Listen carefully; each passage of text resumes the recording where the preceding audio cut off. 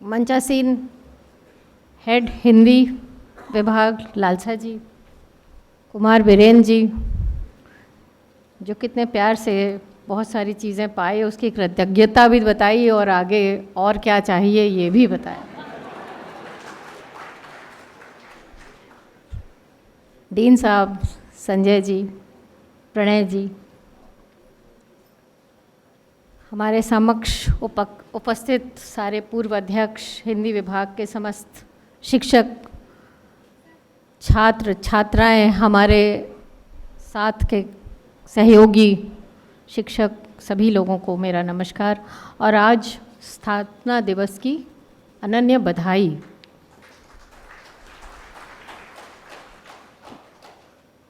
आज सुबह से मैं सोचने लगी कि स्थापना दिवस फिर से आ गया। लगभग 4 बरस हो गए मुझे। 30 नवंबर 2020 में मैंने कुलपति का कार्यभार इस विश्वविद्यालय में संभाला था। विश्वविद्यालय की स्थिति वैसी दिखी जैसे हिंदी में मैं बताती हूँ, जैसी कि मनु ने देखी थी।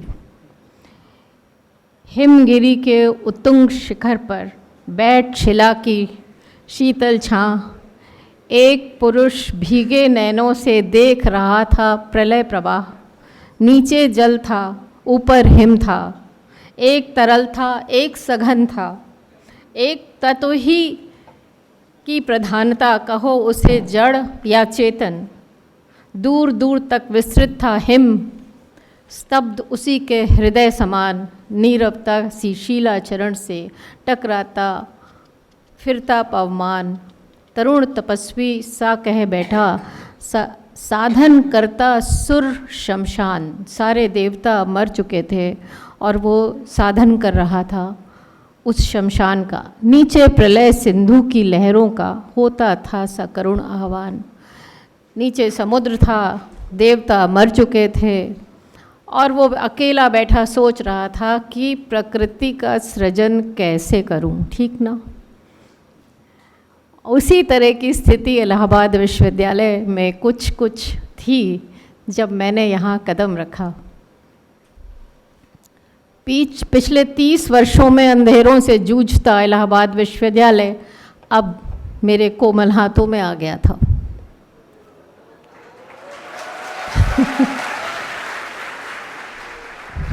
आपको बताऊं कि कई विभाग बंद होने की कगार पे थे। संस्कृत विभाग के हेड ने आकर मुझसे कहा कि 2 महीने में मैडम मैं रिटायर हो जाऊंगा, फिर विभाग में ताला बंद करके चाबी आपको दे दूंगा।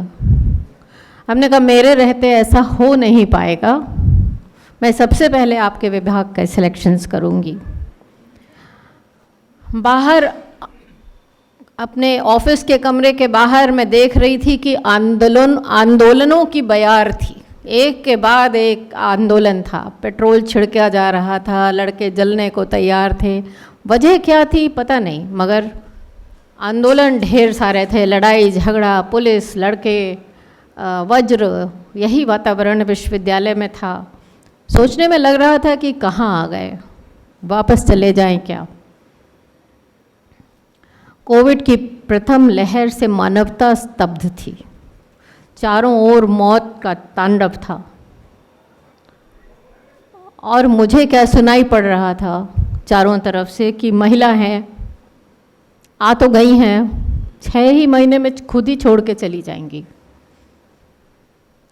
6 महीने के 1 साल और 1 साल के 1.5 साल, फिर 2 साल, फिर 2.5 साल, 3 साल, अब 4 साल हो गए। अब लगता है 5 साल तो हो ही जाएंगे।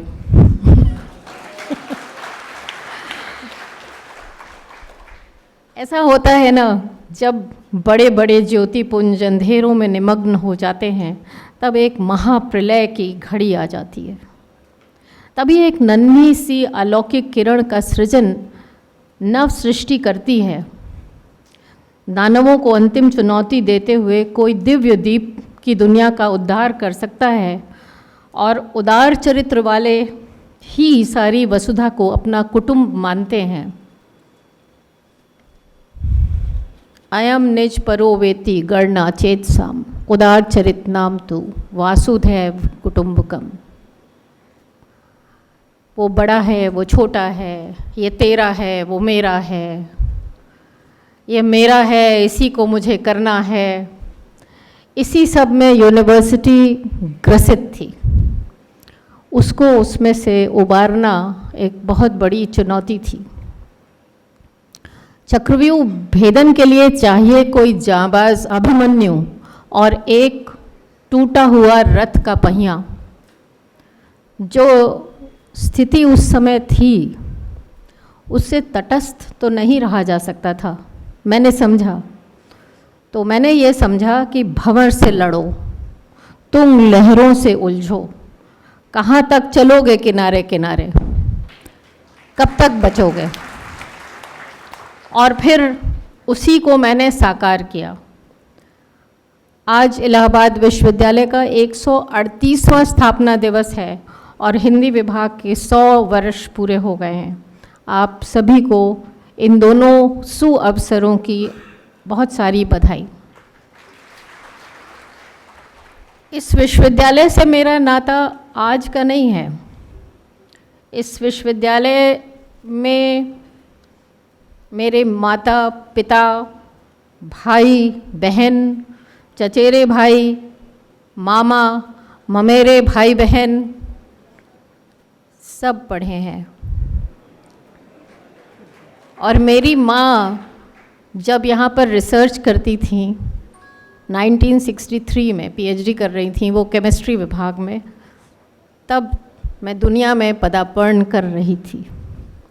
तो मेरा रिश्ता इस विश्वविद्यालय से माँ के पेट से है। वो यहीं आती थी, केमिस्ट्री डिपार्टमेंट में यहीं काम करती थी और तब से मैं आती हूँ उनके साथ। इस विश्वविद्यालय में अध्ययन और अध्यापन के क्रम में मैंने यहाँ के कण कण से आत्मीयता महसूस करी। लगभग 4 वर्षों से बतौर कुलपति से मैंने अपना हर एक कदम इस श्रेष्ठ संस्था को श्रेष्ठतर बनाने के लिए उठाती रही। इतिहास के नए परिवर्तनकारी मोड़ पर आज विश्वविद्यालय को लाने में मुझे कई तरह की चुनौतियों का और मुश्किलों का और परेशानियों का सामना करना पड़ा, जिसके कि आप सब कुछ हद तक साक्षी हैं अखबारों के माध्यम से और विश्वविद्यालय में रहकर भी। मेरा हौसला, मेरे ख्याल, मेरे सपने सब इस सुजलाम सुफलाम वाली धरती को सुंदर, आकर्षक, प्रेरक और ऊर्जादायक बनाने के लिए हैं। मुझे इस दिशा में काफ़ी हद तक सफलता मिली है, पर उसका श्रेय अकेले मुझे नहीं जाता। मेरे साथ एक पूरी टीम है और कुछ परोक्ष और कुछ अपरोक्ष रूप से लोग मेरे साथ जुड़े हुए हैं, जो कि निरंतर मेरे साथ काम करते हैं। सलाह मशवरा भी मैं करती हूँ और हमारे साथ एक वकीलों की टीम है जो निरंतर 50-60 मुकदमे इलाहाबाद हाई कोर्ट में ख़त्म करवाने में मददगार रही है। तो अकेला तो कोई कुछ कर नहीं सकता। एक टीम जब तक साथ नहीं हो तब तक हम कुछ नहीं कर सकते। तो एक अच्छे लीडर की निशानी यही है कि वो अपने जैसी एक अच्छी विश्वसनीय टीम बना ले। तो वो टीम मुझे मिल गई आते ही कुछ समय में, और उसके साथ फिर मैं इतना सारा काम कर पाई। आप लोगों को मैं बताऊं कि 350 शिक्षक नियुक्त हुए यहाँ पर, 400 गैर शैक्षिक कर्मचारियों की नियुक्तियाँ मैंने की। सभी विभागों की रंगाई, पुताई, सफाई, फव्वारे चलवाने जैसे काम किए गए और उनका निरीक्षण भी किया गया। और इस कैंपस में खूबसूरती के अनेक रंग भरे गए। सभी को प्रोन्नति हुई, नई शिक्षा नीति के पाठ्यक्रम तैयार किए गए। अभी हाल में ही विश्वविद्यालय में NIRF रैंकिंग में भी स्थान प्राप्त किया। QS रैंकिंग जो कि वर्ल्ड रैंकिंग है, उसमें भी पहली बार इलाहाबाद विश्वविद्यालय दिखाई दिया। 700वां स्थान है, पर स्थान तो मिला। ये सब जो लक्षण हैं ये मिलकर कुछ कह रहे हैं। विश्वविद्यालय के एक पूरा छात्र हैं दुष्यंत कुमार। उनकी गज़ल की चंद पंक्तियों में मैं इसे साझा करती हूँ। फिर धीरे धीरे यहाँ का मौसम बदलने लगा है, फिर धीरे धीरे यहाँ का मौसम बदलने लगा है। वातावरण सो रहा था, अब आँख मलने लगा है। पिछले सफ़र की ना पूछो, टूटा हुआ एक रथ था जो रुक गया था कहीं पर, फिर साथ चलने लगा है। हमको पता भी नहीं था कि वो आग कब ठंडी पड़ी थी। फिर आग पर आज पानी सहसा उबलने लगा है। बातें बहुत हो रही मेरे तुम्हारे विषय में, जो रास्ते में खड़ा था पर्वत वो अब पिघलने लगा है। जो रास्ते में खड़ा था पर्वत वो अब पिघलने लगा है। बिल्कुल विश्वविद्यालय के ऊपर दुष्यंत जी की लिखी हुई इतनी पुरानी लाइनें एकदम दो टूक बैठती हैं। मेरे सारे प्रयोग, चाहे वो अकादमिक हों या प्रशासनिक, अगली पुश्त के सोच को ऊंचाई प्रदान करने के लिए है, ताकि हमारे विद्यार्थियों को इतना आत्मविश्वास, इतना बल मिले कि वो हर एक से नज़र मिला के बात कर सकें। खेल कूद, सांस्कृतिक गतिविधियाँ, वाद विवाद प्रतियोगिताएँ आदि आयोजित करने के लिए मैंने निरंतर आदेश दिए हैं और मुझे लगता है कुछ हद तक बहुत सारे कार्यक्रम विश्वविद्यालय में गठित भी किए जा रहे हैं। पर मेरी ख्वाहिश है कि इस परिसर से निकलने वाला हर विद्यार्थी में उसमें संवेदना का स्तर इतना गहरा हो कि वो समाज और राष्ट्र को मजबूती प्रदान कर सके। हिंदी राजभाषा तो बनी परंतु राष्ट्रभाषा ना बन सकी और हम सब हिंदी को एक तुच्छ भाषा का दर्जा देकर अंग्रेज़ी के पीछे भागते रहे। हम सब से एक भूल हुई है और वो बड़ी भारी भूल है। हिंदी एक अत्यंत समृद्ध भाषा है। कुछ इस तरह की बात जैसे कि अपनी ही बेटी को अपने ही घर में हम इज़्ज़त नहीं देते तो ससुराल में उसको क्या इज़्ज़त मिलेगी। हिंदी की वही स्थिति है। ये एक अत्यंत समृद्ध भाषा है और इसका साहित्य बहुत ही विस्तृत है। जितना मैं पढ़ती हूँ उतना ही मुझे लगता है कि अभी और पढ़ूँ, अभी तो मुझे कुछ आता नहीं है। यद्यपि मैं स्वयं अंग्रेज़ी माध्यम से पढ़ी हूँ, परंतु धीरे धीरे हिंदी मेरे हृदय की भाषा बन गई है। आजकल मैं कामायनी अक्सर पढ़ती हूँ, आप लोग भी पढ़िएगा। हमारा आत्मसम्मान तभी बरकरार रह सकेगा जब हम अपनी भाषा को सम्मान देंगे, तभी दूसरी भाषाओं वाले लोग भी हमारी भाषा को सम्मान देंगे। हमसे जीवित संबंधों को रेखांकित करने की भावना होनी चाहिए। लक्ष्य हासिल करने में आने वाली बाधाएं आपको तोड़ नहीं पाएं, इसके लिए आपको मन की मजबूती चाहिए। रावण ने जब सीता का अपहरण किया था तो श्री राम विचलित तो हुए, बेचैन भी हुए, बिलखे भी, लेकिन टूटे नहीं, पलायन नहीं किया उन्होंने। इस शहर में महाप्राण निराला ने राम की शक्ति पूजा में लिखा है, वह एक और मन रहा राम का जो न थका। जो नहीं जानता दैन नहीं जानता, विनय नहीं जानता। तो जो कुछ भी जीवन के रास्ते में उतार चढ़ाव आएंगे उसमें घबराने की कोई बात नहीं है। फिर उठो, फिर दौड़ो, फिर चलो और इस तरह से अपना मार्ग प्रशस्त करो कि उठ के फिर जब खड़े हो जाओ तब एकदम सारी दुनिया देखे कि कैसे खड़े हुए। तो इस 138वें स्थापना दिवस पर जब हमारे विद्यार्थियों का ये दृढ़ संकल्प लें कि अपनी मातृ संस्था के मस्तक को ऊंचा रखने के लिए वे निरंतर प्रयत्नशील रहेंगे। इस संस्था की कई पीढ़ियों ने अपने अपने क्षेत्र में अपनी प्रतिभा, काबिलियत और सलाहियत से स्पष्ट पहचान कायम की है। इसे बरकरार रखना आवश्यक है। मशहूर शायर इकबाल के शब्दों में एक और शेर, खुदी को कर बुलंद इतना, खुदी को कर बुलंद इतना कि हर तकदीर से पहले खुदा बंदे से खुद ही पूछे बता। सही।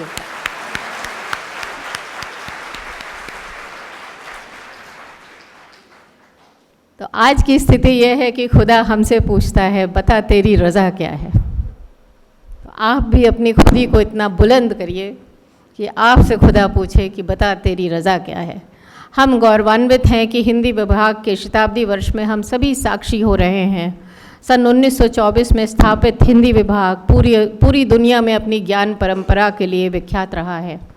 इस विभाग ने रचना और आलोचना दोनों के ही क्षेत्रों में अपनी मौलिकता का लोहा दिखाया है। धीरेन्द्र वर्मा, राम कुमार वर्मा, धर्मवीर भारती, लक्ष्मी सागर वैष्णव, माता प्रसाद गुप्ता, जगदीश गुप्त, किशोरी लाल, रघुवंश, उदय नारायण तिवारी, दूधनाथ सिंह, राजकमल राय, रामस्वरूप चतुर्वेदी, मालती सिंह, मीरा श्रीवास्तव, सत्य प्रकाश मिश्र, डॉक्टर हरदेव बाहरी सरीखे अध्यापकों ने अध्यापन के साथ साथ लेखन को भी साधा और इतिहास में भी अपनी जगह बनाई। हिंदी के जिन विद्यार्थियों ने कविता, कहानी, उपन्यास, आलोचना आदि में सशक्त हस्तक्षेप कर प्रसिद्धि हासिल की है, उनमें वीरेन डंगवाल, मार्कंडे, कमलेश्वर, दुष्यंत, ज्ञान रंजन, अब्दुल बिस्मिल्ला, अखिलेश आदि हैं। ये कहना यहाँ पर आवश्यक है कि छायावाद हो या प्रगतिवाद, उसकी उत्पत्ति इलाहाबाद विश्वविद्यालय के हिंदी विभाग से ही हुई है। नई कविता आंदोलन तो इस हिंदी विभाग के उत्तरी द्वार पर स्थित ऐतिहासिक कुएं की देन है। इस कुएं को पर बैठकर जाने कितनी बहसें पढ़ी गईं, कविताएं की गईं, तर्क किए गए, साहित्यिक बौद्धिक परिवेश के निर्माण में युगांतकारी भूमिकाएं निभाई गईं।